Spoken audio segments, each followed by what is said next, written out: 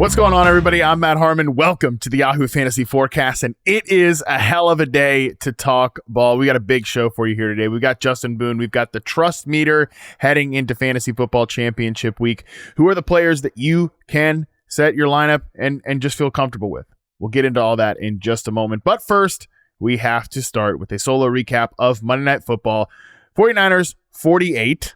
That's a fun one to say. 49ers 48, Colts 27. Really fun game tonight, enjoyable one. At times it looked like it was going to be a back and forth affair, an old-fashioned shootout, if you will. Not exactly what we got. There was clearly one team that was way better than the other, and that was the San Francisco 49ers. Just to put a note on this as we talk about this Niners performance, I think we have to mention that this was an abhorrent game from the Colts defense here. This from Sheil Kapadia of The Ringer.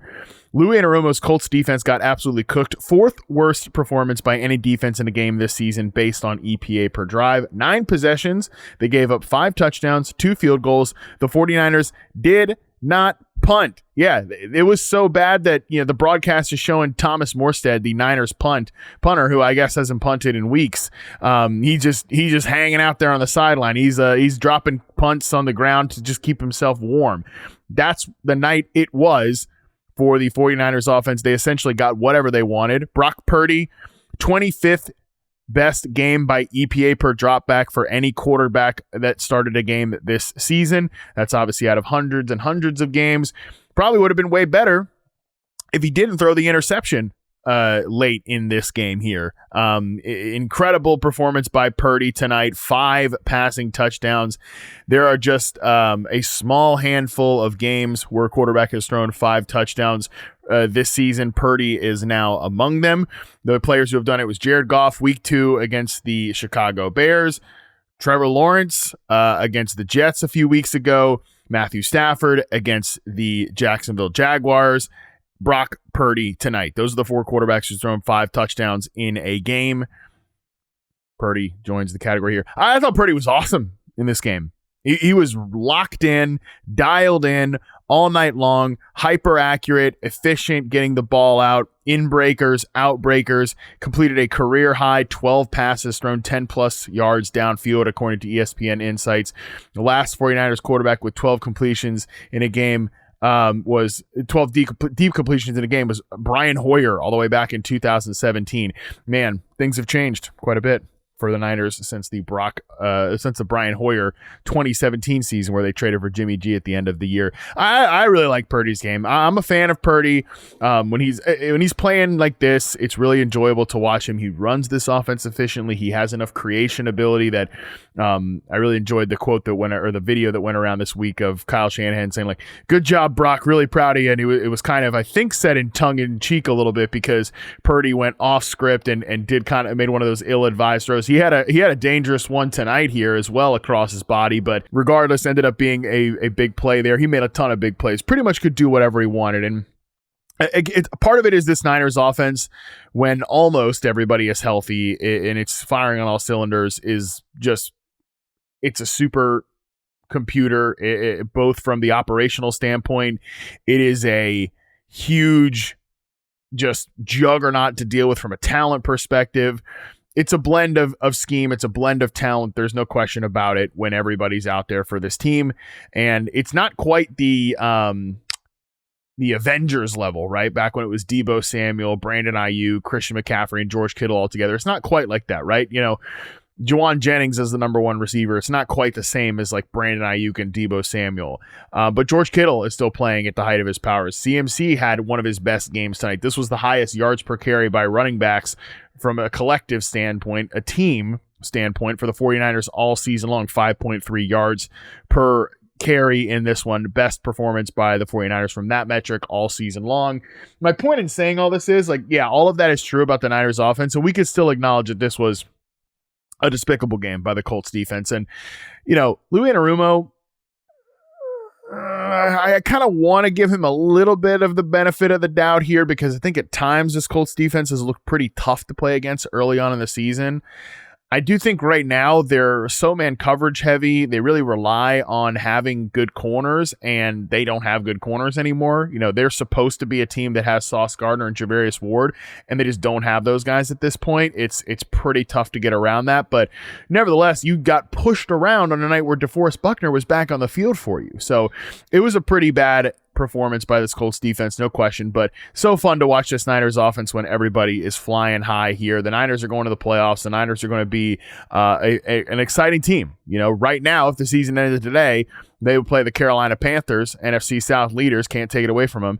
The NFC South leaders, the Carolina Panthers, they'd play them in the first round of the playoffs. I mean, I think the Niners would be heavy road favorites in that situation, and I struggle to see how Carolina could keep up with this offense.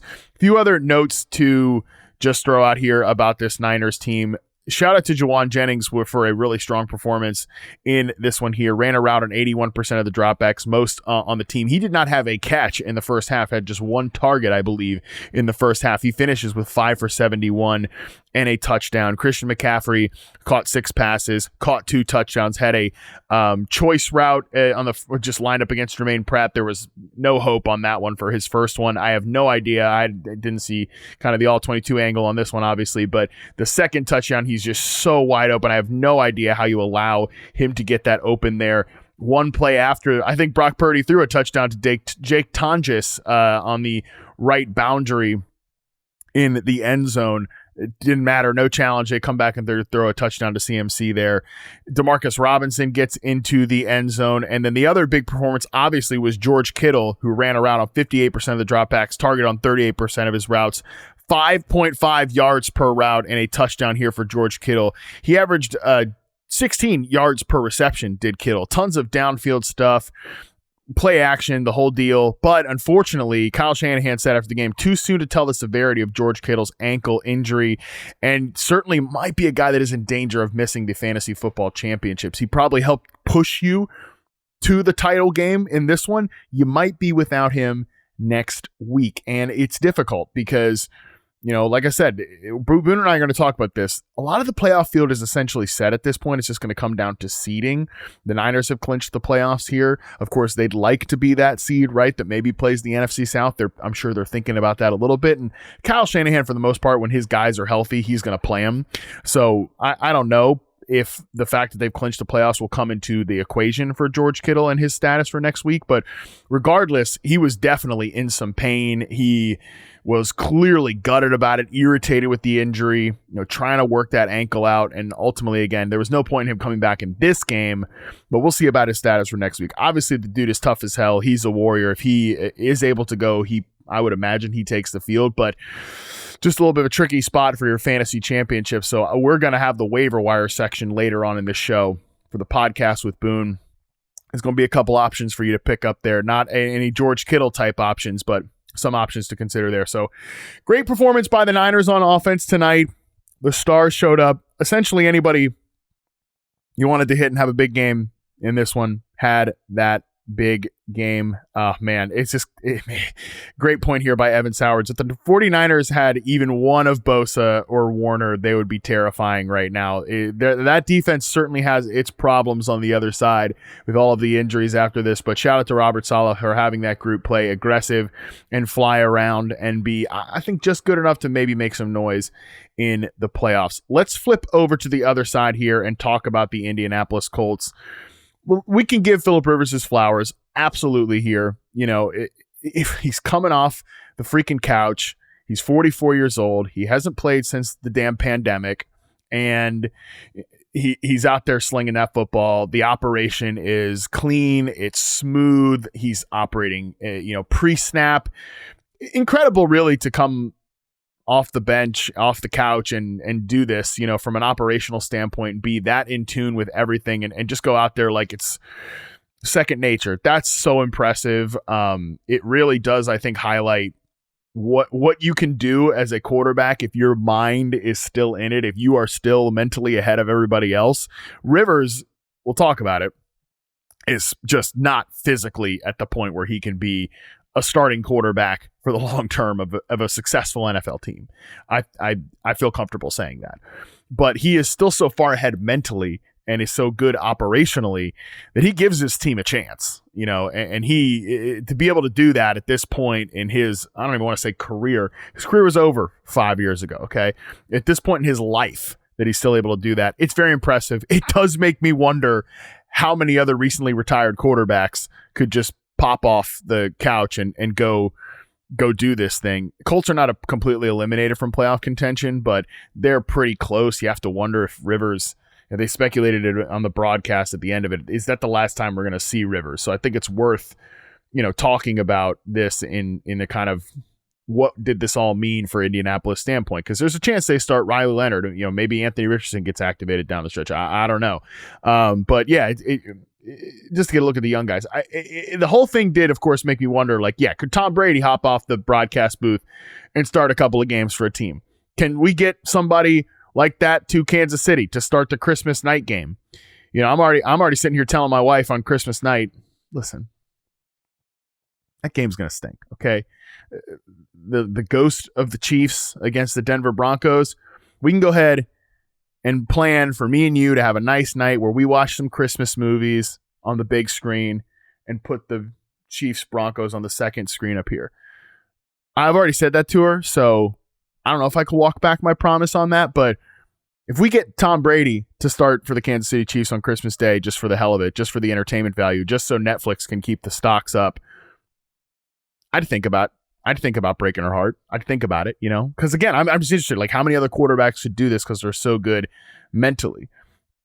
I'm thinking about it at the very least. I'll say that. But brass tacks, watching Rivers tonight, I did think he was, of course, accurate, on time. We can also say that anytime he had to push the ball down the field, he had a couple of nice throws to Alec Pierce, but he was throwing a damn beach ball when he had to push that ball down the field. And look, there's no shame in that.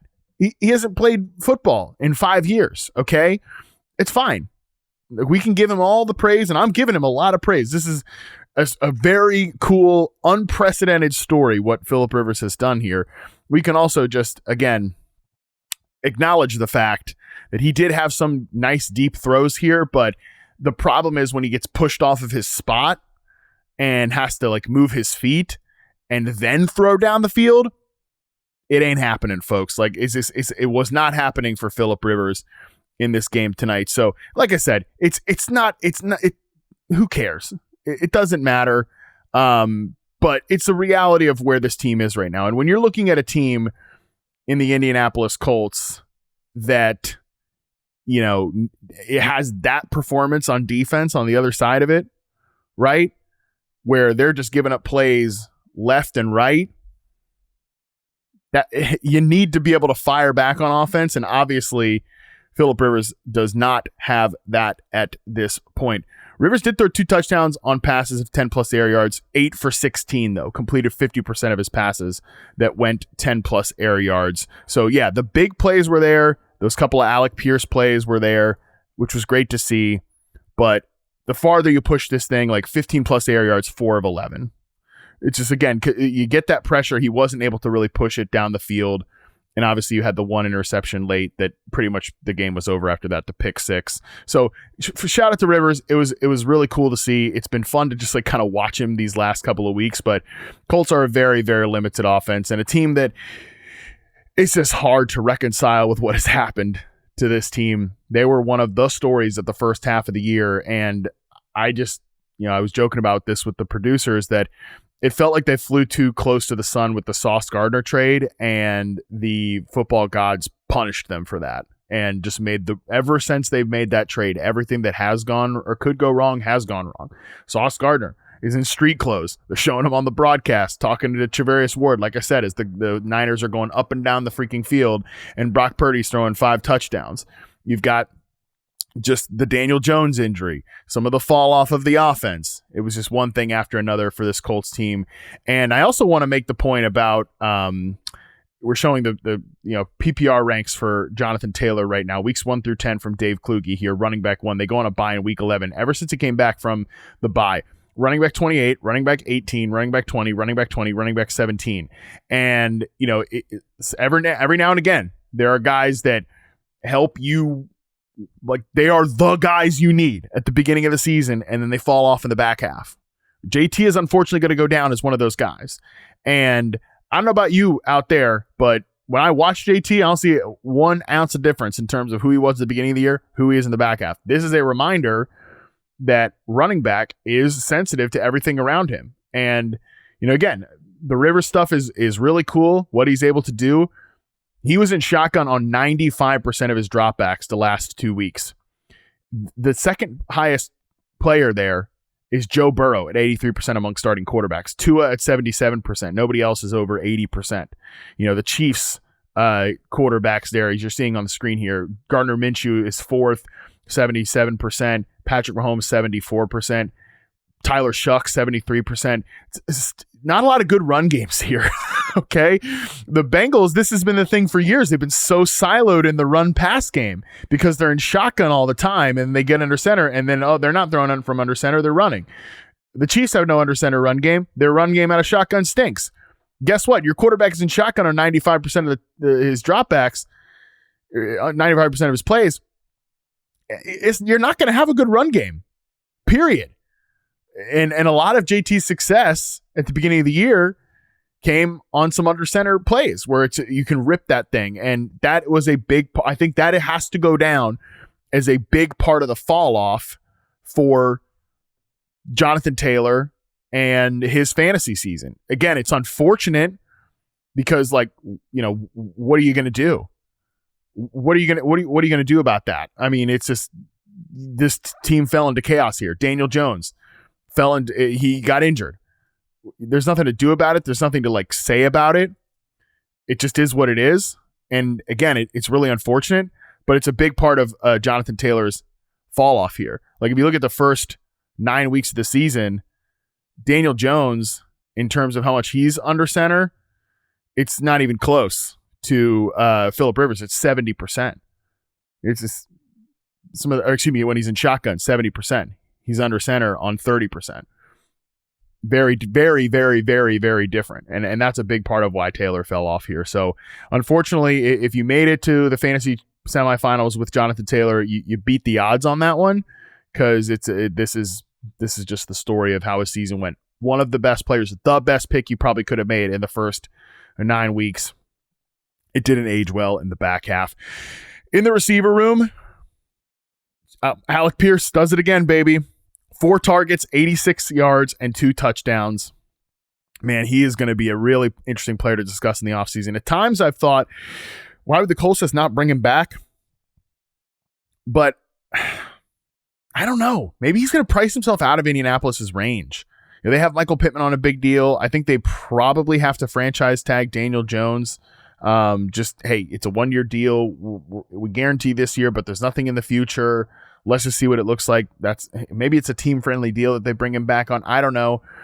But if I'm Pierce, I'm also thinking, hey, why do I not want to go to the open market? And if they're not going to franchise tag me, I get to the open market. Is a team like the Bills, the Chiefs going to pay? I mean, look, Patrick Mahomes, who knows what he's going to look like at the start of the year, but why would they not pay him a bunch of money? I mean, what he brings to the table, he still has some limitations. There's no question. But what he brings to the table, size, speed, downfield ability, true X-receiver skills and traits, that is very valuable, and those players do not make it to the open market. So Pierce is a guy who might even price himself out of Indianapolis's range. His development and kind of being unlocked this season, I think mostly just being unlocked by quarterbacks who are willing to take the throws that he like the routes that he's good on. Those quarterbacks now that he's got, they're willing to take, and they are able to take those throws and make those throws. I think it's been one of the best wide receiver storylines of the entire season. For me, selfishly, I also liked to see Josh Downs getting a little bit unlocked with Phillip Rivers. Josh Downs had 111 air yards in this game. That was the most on the team. He had 9 targets, 2.41 yards per route, second on the team behind only Alec Pierce. 33% targets per route led the team for Josh Downs. So good to see Josh Downs. I know it's 5 catches for 65 yards, whatever. This team it's going to spread it around. It is what it is, but definitely liked seeing Phillip Rivers unlock Josh Downs on some really nice routes. This Colts receiver room shined tonight. Michael Pittman didn't have a big game or anything. And like I said, Josh Downs 5 for 65, but you saw a lot of really good technique and route running. And it's another just painful reminder about how frustrating this season is.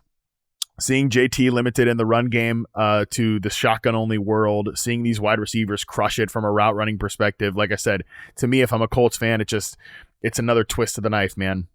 It's just a reminder of how much this offense was cooking, because these receivers were coming together so well. Everybody was getting unlocked. JT was crushing it, and now it's just, you see the receivers win in isolation. You don't see the production as much as you did in the early part of the season. And JT, obviously, it's a shadow of what it was at the beginning of the year. So unfortunate, kind of, I mean, not the true ending. There's still 2 more games left, but just it felt like the end of the Colts season here. A really fun run with Phillip Rivers, but ultimately not going to make it into the postseason. They're still mathematically alive, but it's a very, very, very, very slim chance for the Indianapolis Colts. And you just wonder how will they approach next week? Is it going to be Riley Leonard?